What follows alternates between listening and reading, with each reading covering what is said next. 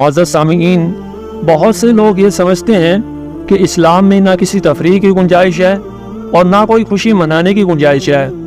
اسلام میں اگر کوئی داخل ہو گیا تو اس کا کام یہ ہے کہ خشک اور بالکل ہی سادہ زندگی گزارے، ہر قسم کی مسرت، خوشی اور سیر و تفریح سے بالکل الگ ہو کر ایک فرشتوں والی زندگی بسر کرے۔ یہ ایک نظریہ ہے جو کچھ لوگوں کے اندر پایا جاتا ہے۔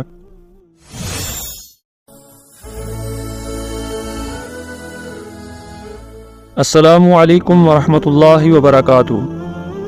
آج ہم عید الاضحیٰ کے موقع پر سیر و تفریح کے اسلامی تصور پر بات کرنے جا رہے ہیں کہ عید الاضحیٰ کے موقع پر ہم کیسے حلال اور جائز تفریحات کر سکتے ہیں اور عید کی خوشی منانے کا اسلامی تصور کیا ہے۔ معزز ناظرین و سامعین، جیسا کہ آپ جانتے ہیں کہ عید الاضحیٰ مسلمانوں کے لیے ایک بہت ہی خوشی کا موقع ہے۔ یہ اپنی فیملی اور دوستوں کے ساتھ مل کر وقت گزارنے اور خوشیاں منانے کا وقت ہے، لیکن یہ جاننا انتہائی ضروری ہے کہ اسلام تفریح کے بارے میں، خوشی منانے کے بارے میں ہماری کیا رہنمائی کرتا ہے۔ سب سے پہلے ہم یہ جانیں گے کہ تفریح کا مقصد کیا ہے۔ معزز ناظرین و سامعین، تفریح کا بنیادی مقصد یہ ہے کہ جب آپ تھک جائیں یا بور ہو جائیں تو یہ آپ کو آرام دے اور آپ کو نئی انرجی اور خوشی فراہم کرے۔ معزز ناظرین و سامعین، جیسا کہ ہم سب ہی جانتے ہیں کہ کام اور دیگر ذمہ داریوں سے تھکاوٹ محسوس کرنا عام سی بات ہے، مگر تفریح ہمیں اس تھکاوٹ سے نجات دلانے اور اپنی توانائیوں کو بحال کرنے میں مدد کرتی ہے۔ معزز ناظرین و سامعین، تفریح کے اسلامی تصور کو صحیح طرح سمجھنے کے لیے یہ جاننا بھی بہت اہمیت کا حامل ہے کہ تفریح کی اقسام کون کون سی ہیں۔ تفریح کی بہت سی مختلف اقسام ہیں، جن میں جسمانی سرگرمیاں، ذہنی سرگرمیاں، سماجی سرگرمیاں اور روحانی سرگرمیاں شامل ہیں۔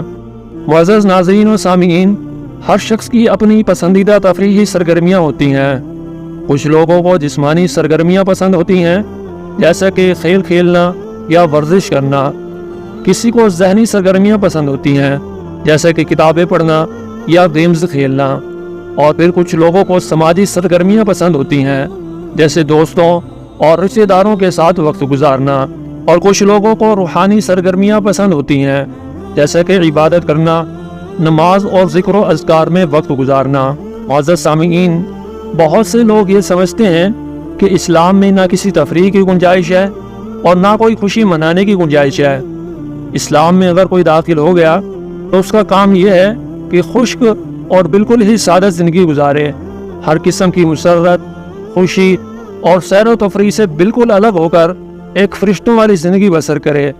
یہ ایک نظریہ ہے جو کچھ لوگوں کے اندر پایا جاتا ہے۔ کچھ اور لوگ وہ ہیں جو یہ سمجھتے ہیں کہ اسلام صرف عبادات اور نماز روزے کا نام ہے۔ نماز پڑھ لی تو گویا اللہ پر بہت بڑا احسان کر لیا، رمضان کے روزے رکھ لیے تو بہت بڑا احسان ہو گیا، اس کے بعد اب ہم جو جی چاہے کا کریں گے، ہندوؤں کی نقل کریں، عیسائیوں کی نقل کریں، یہودیوں کی نقل کریں، بد کردار لوگوں کی نقالی کریں، جو دل چاہے کریں، کہ ہمیں تفریح اور خوشی کے نام پر دنیا کے ہر چیز کرنے کا اختیار ہے۔ یہ ایک دوسری انتہا ہے۔ یہ دونوں انتہائیں، یہ دونوں نظریے شریعت کے مزاج اور تقاضوں کے خلاف ہیں، شریعت کی تعلیم سے مطابقت نہیں رکھتے۔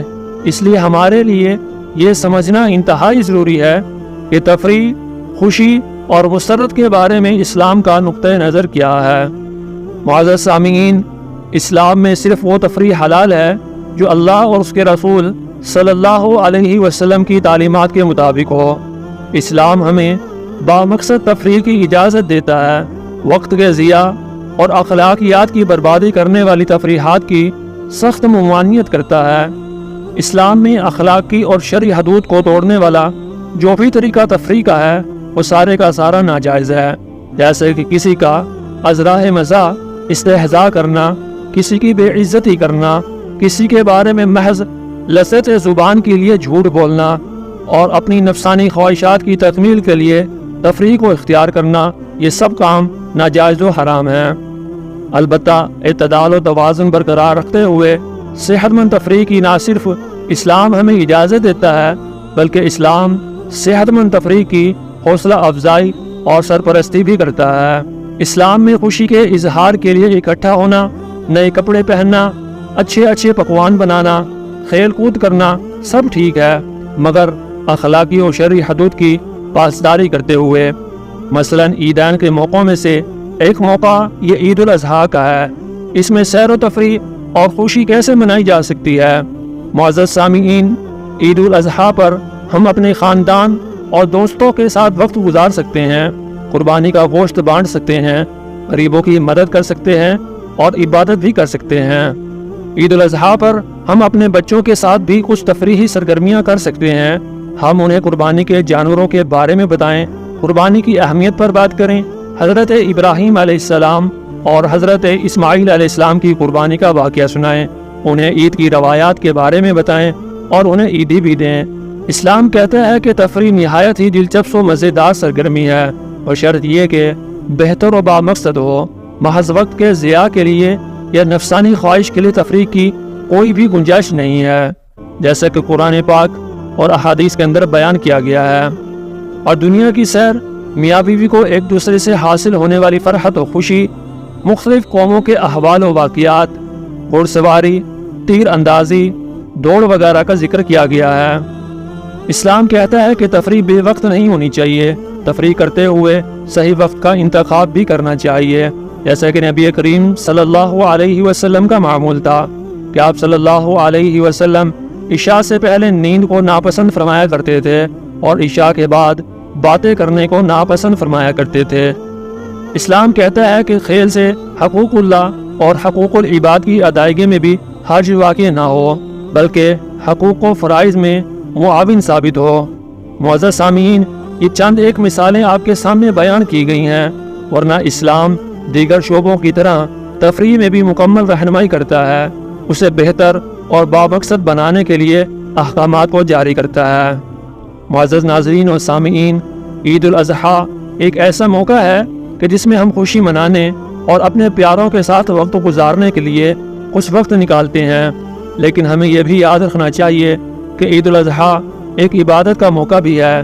ہمیں اس دن اللہ کا شکر ادا کرنا چاہیے اور اس کی عبادت بھی کرنی چاہیے، نماز پنجگانہ کی حفاظت کا بھی خیال کرنا چاہیے، اور خوشی اور سیر و تفریح اسلام کے دائرے میں رہتے ہوئے ہی کرنی چاہیے۔